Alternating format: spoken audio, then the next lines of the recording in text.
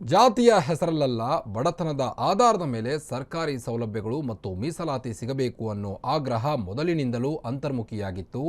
ಆದ್ರೀಗ ಇದು ಹೋರಾಟದ ಸ್ವರೂಪ ಪಡೆದುಕೊಳ್ಳುವ ಲಕ್ಷಣಗಳು ಗೋಚರಿಸುತ್ತಿದ್ದು, ಮೊದಲ ಹೋರಾಟಕ್ಕೆ ದೆಹಲಿಯ ಜಂತರ್ ಮಂತರ್ ಸಾಕ್ಷಿಯಾಗಿದೆ.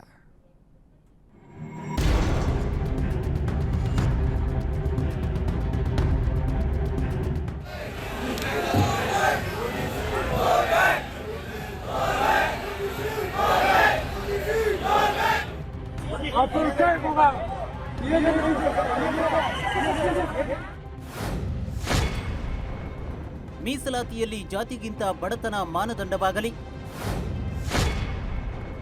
ರಾಷ್ಟ್ರ ರಾಜಧಾನಿ ದೆಹಲಿಯಲ್ಲಿ ಶುರುವಾಯಿತು ಹೋರಾಟ. ದೇಶದಲ್ಲಿ ಮೀಸಲಾತಿ ವ್ಯವಸ್ಥೆಯ ಮಾನದಂಡದ ಬಗ್ಗೆ ಹೋರಾಟದ ಧ್ವನಿ ಮೊಳಗಲು ಶುರುವಾಗಿದೆ. ಇದಕ್ಕೆ ರಾಜಧಾನಿ ದೆಹಲಿಯ ಜಂತರ್ ಮಂತರ್ನಲ್ಲಿ ನಡೆದ ಪ್ರತಿಭಟನೆಯೇ ಸಾಕ್ಷಿ.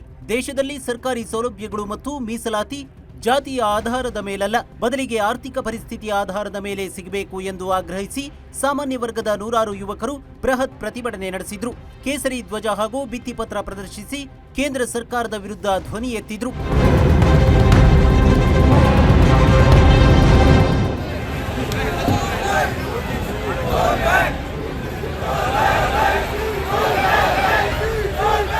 ಪ್ರತಿಭಟನೆಯಲ್ಲಿ ಪಾಲ್ಗೊಂಡಿದ್ದ ಯುವಕರು ಜಾತಿಗಲ್ಲ, ಬಡವರಿಗೆ ಮೀಸಲಾತಿ ನೀಡಿ ಎಂಬ ಘೋಷಣೆ ಕೂಗಿದ್ರು.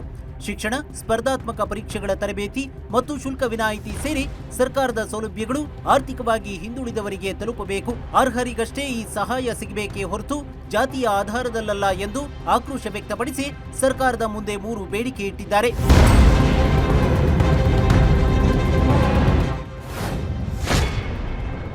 SC/ST ದೌರ್ಜನ್ಯ ತಡೆ ಕಾಯ್ದೆಯ ದುರುಪಯೋಗವಾಗುತ್ತಿದ್ದು, ಇದನ್ನ ರದ್ದುಗೊಳಿಸಬೇಕು ಅಥವಾ ತಿದ್ದುಪಡಿ ಮಾಡಬೇಕು. ಪರಿಶಿಷ್ಟ ಜಾತಿ, ಪಂಗಡ ಹಾಗೂ ಇತರೆ ಹಿಂದುಳಿದ ವರ್ಗಗಳ ಮೀಸಲಾತಿಯಲ್ಲೂ ಶ್ರೀಮಂತರನ್ನ ಹೊರಗಿಡುವ ನಿಯಮ ಜಾರಿಗೆ ತರಬೇಕು. ಸ್ವಾತಂತ್ರ್ಯ ಬಂದು ದಶಕಗಳೇ ಕಳೆದಿದೆ. ಪ್ರಸ್ತುತ ಸಮಾಜದ ಆರ್ಥಿಕ ಸ್ಥಿತಿಗತಿಗಳು ಬದಲಾಗಿವೆ.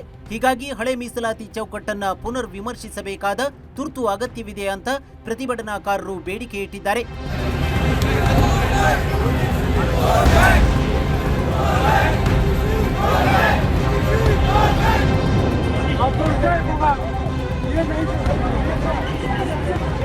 ನೀಟ್ ಆಕಾಂಕ್ಷಿ ಹರ್ಷ ದುಬೆ ನೇತೃತ್ವದ ರಿಸರ್ವೇಷನ್ ರಿಫಾರ್ಮ್ ಆಂದೋಲನದ ಅಡಿಯಲ್ಲಿ ಈ ಪ್ರತಿಭಟನೆ ಹಮ್ಮಿಕೊಳ್ಳಲಾಗಿತ್ತು.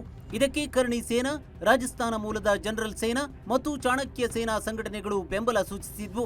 ಸಾಮಾಜಿಕ ಜಾಲತಾಣದ ಖ್ಯಾತ ವಾಗ್ಮಿ ಅಜಿತ್ ಭಾರತಿ ಕೂಡ ಈ ಪ್ರತಿಭಟನೆಯಲ್ಲಿ ಭಾಗವಹಿಸಿದ್ರು. ಹೋರಾಟ ಹೆಚ್ಚಾಗಿದ್ದಕ್ಕೆ ಪ್ರತಿಭಟನಾಕಾರರನ್ನ ಪೊಲೀಸರು ವಶಕ್ಕೆ ಪಡೆದರು.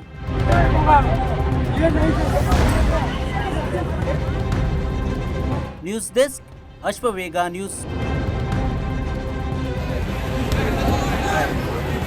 Okay.